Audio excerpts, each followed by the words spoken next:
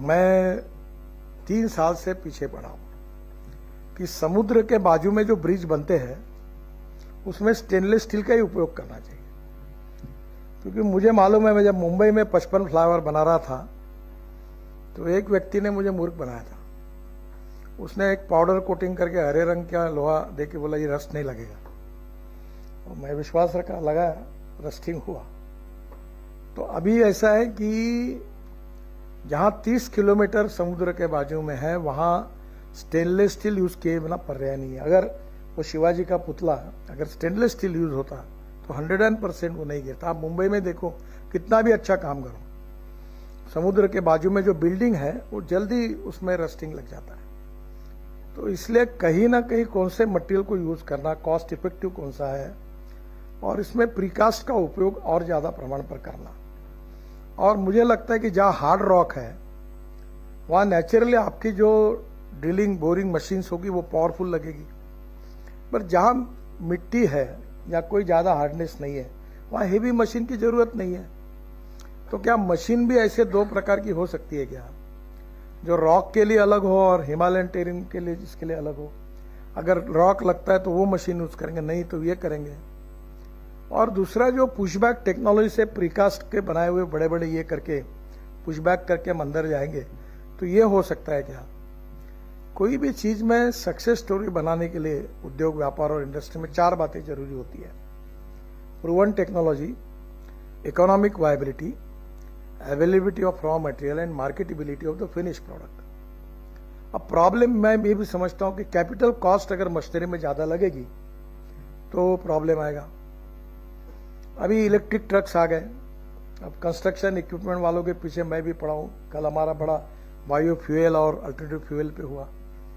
अभी सीएनजी की मैंने वहां जेसीबी देखा, मैंने लॉन्च किया था, और 50% सीएनजी और 50% डीजल। उनको रशिया में 1000 जेसीबी का ऑर्डर मिला।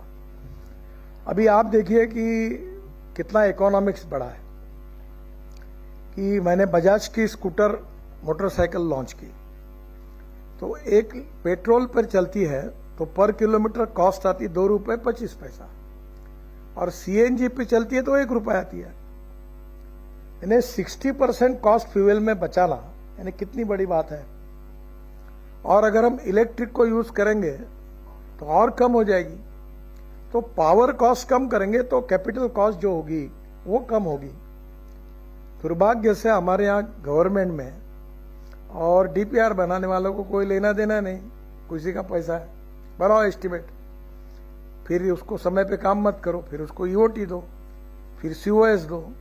डीपीआर वाले गलतियां करता है, हम सीओएस देते जाते हैं, ₹100 का काम ₹400 में करते हैं।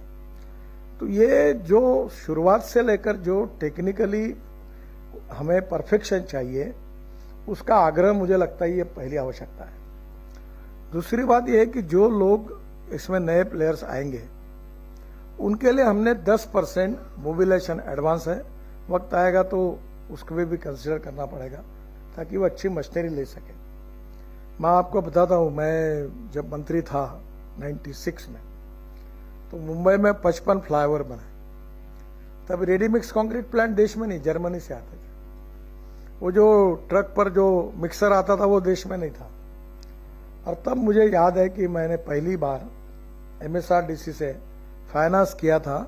सिंपलेक्स करके कंपनी थी, उनको एक पाइलिंग मशीन को फाइनेंस किया था, और उन्हें पहले बाहर से एक पाइलिंग मशीन लाई और वो फ्लाईओवर के लिए किया, तो मैं वो कार्यक्रम के लिए गया था। अब तो हजारों पाइलिंग मशीन हो गई। तो कभी ना कभी एक बात आप ऐसे सेमिनार में सोचो कि वर्ल्ड में सक्सेसफुल प्रैक्टिसेस में बेस्ट टेक्नोलॉजी अब कौन सी है। Upgradation of technology, cost effective, without compromise with the quality, which is the best technology, ये करना चाहिए। हमारे यहाँ प्रॉब्लम है कि एक बार जो तय होता उसी मार्ग से सब जाते हैं। बोलना नहीं चाहिए पर हमारे गांव में, मैं किसान हूं, हमारे यहाँ घर में जानवर होते हैं, तो पहला एक जानवर होता है वो एक लाइन से एक लाइन पकड़ता है, सब उसी के साथ वैसे ही जाते हैं, वो लाइन नहीं तोड़ते। सरकार में अच्छा रहे कि बुरा रहे, और कोई अच्छा करेगा तो उसको पूछते तुमने क्यों अच्छा किया, क्या जरूरत थी तुमको कोई अवार्ड मिलने वाला है क्या, जाने दो ना पैसा, ज्यादा खर्चा हुआ तो होने दो, जैसा वैसा चलने दो। कल अगर तुमने रिस्क लिया और गड़बड़ हुई तो तुम्हारे ऊपर जिम्मेदारी आएगी। वो बोलता प्रयोग मत करो, जो चल रहा है वो चलने दो।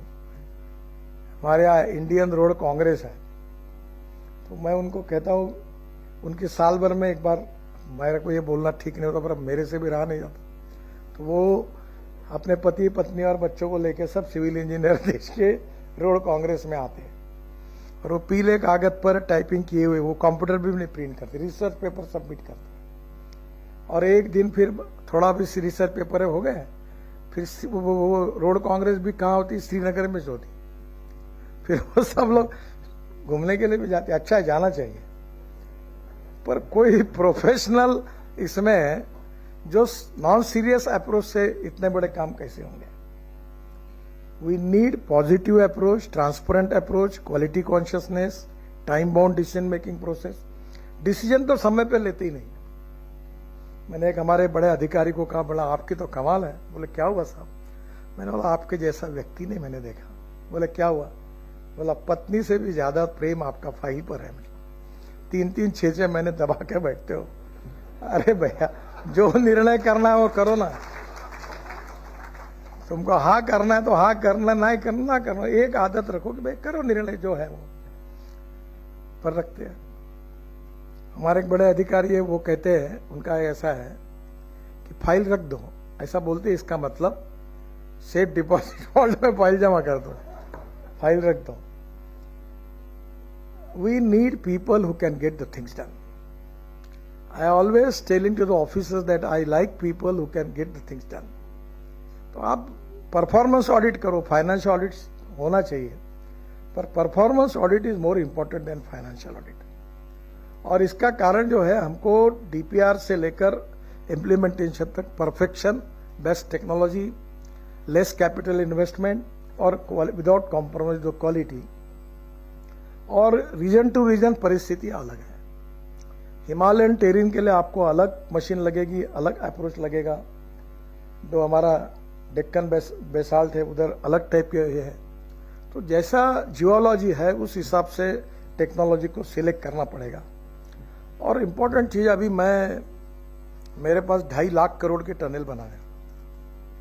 अभी इतने टनल का काम है कि प्रॉब्लम, अच्छा हमारे डिपार्टमेंट में पैसे की कुछ कमी नहीं है, मैं और 5 लाख करोड़ की बना सकता हूं। प्रॉब्लम यह है कि cost of the tunnel is very important. और क्या टनल के लिए हम कोई अल्टरनेटिव निकाल सकते हैं क्या? अभी जैसे मैंने उनको कहा कि एक टनल है, उसके बजाय हम दूर से क्या कोई एलिवेटेड रोड ऐसा ब्रिज बनाकर हम उसको जा सकते हैं क्या, जिससे लैंडस्लाइड का धोखा नहीं होगा।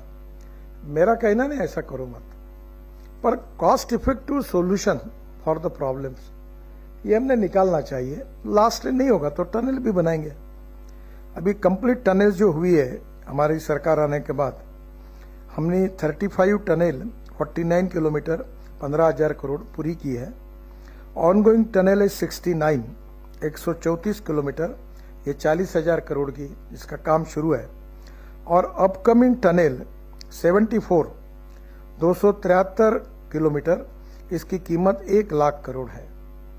टोटल 2 लाख करोड़ की टनल अभी पाइपलाइन में है। तो काम है, पर इसमें स्वाभाविक रूप से मुझे लगता है कि कॉस्ट ये एक बहुत बड़ी इंपॉर्टेंट चीज है, और इसलिए कॉस्ट को कम करना ये भी आपका प्रायोरिटी वाइज एजेंडा होना चाहिए। दूसरा, जो मटेरियल वहां से निकलता है वो रीयूज हो सकता है क्या रोड में, उससे कुछ कॉस्ट बच सकती है। अभी 1-2 बजे बहुत अच्छी बातें याद आई। एक बार हमने ये गोवा में आप जाओगे तो जुआरी नदी पर एक ब्रिज बनाया था, भी पूरा हो गया, बहुत सुंदर है, 2 टावर है। तो मैं हमारे लोगों को बहुत कहा कि इसमें काम करो, दोनों बाजू में कैप्सूल लिफ्ट लगाएंगे, ऊपर में 2 व्यूअर गैलरी बनाएंगे और 1000 रुपए का टिकट लगाएंगे। रोज 2 लाख लोग आएंगे, जहां से पूरा गोवा दिखता है, गोवा में आते हैं, तो टोल के बजाय इसी से पैसा वसूल हो जाएगा। पर हमारे डिपार्टमेंट वाले ने कहा कि ये अपने मैंडेट में है क्या, ये कैसा करेंगे, मतलब छोड़ दो। मैंने मुख्यमंत्री को बुलाया, मैंने बोला तेरे को कवाई का धंधा बताता हूँ, तो लगाएगा कैप्सूल लिफ्ट और बना ले ब्रिज, और तुम्हारे स्टेट में इस पैसे से 10 प्रोजेक्ट होंगे। अब हमारे यहाँ पैसा कमाना भी, तो इनको लगता है कि ये भी कैसे करना, तो छोड़ो, मैंने उनको दे दिया। अब उनका टेंडर भी निकला, दिलीप बिडकॉन ने लिया और काम भी शुरू हो गया। नीचे में 40 एकड़ जगह है, फूड मॉल है, और वर्ल्ड की सबसे अच्छी ऐसी साइट है कि जहां ऊपर जाकर आप पूरा गोवा देख सकते हैं। तो कहीं ना कहीं हमें पैसा भी निकालना पड़ेगा। और नेचुरली अभी ये जो जोजिला टनल बन रही है, तो मैंने मनोज सिन्हा जी को कहा कि ये मटेरियल फेंकने के लिए हमको काफी जगह मिली है वहां, तो मैंने उस जगह पर रिसोर्ट, एडवेंचर स्पोर्ट्स करके एक बढ़िया टूरिज्म की डेस्टिनी बनाई है, और वहां के गरीब युवाओं को रोजगार भी मिलेगा और सरकार को रेवेन्यू भी मिलेगा। पर वो ये जो out of turn, out of कुछ बातें उसको समझाने में समय लगता है। पर कहीं ना कहीं हमें टनल के आजू बाजू में, मुझे प्रधानमंत्री जी ने कहा था, हमने अभी ये कश्मीर, जम्मू से श्रीनगर तक जो बना है, जो ILFS ने टनल बनाई, कौन सा नाम है अपना टनल? जेडमोर ने चनाली नासिर, अब उसको एस्केप टनल 2 बनाई है। अब वो एस्केप टनल अभी तक कोई काम नहीं पड़ा, और मुझे लगता है मैं जब तक जिंदा हूं, मेरा लड़का जिंदा है, उसके पोते मेरे, तब तक काम नहीं पड़ेगा। अभी प्रिवेंटिव मेजर, सिक्योरिटी का सोचना चाहिए, पर 2 एस्केप टनल बनाने के बजाय 2 बड़ी बड़ी टनल बना दो। ये इतना जो वैसी पड़ी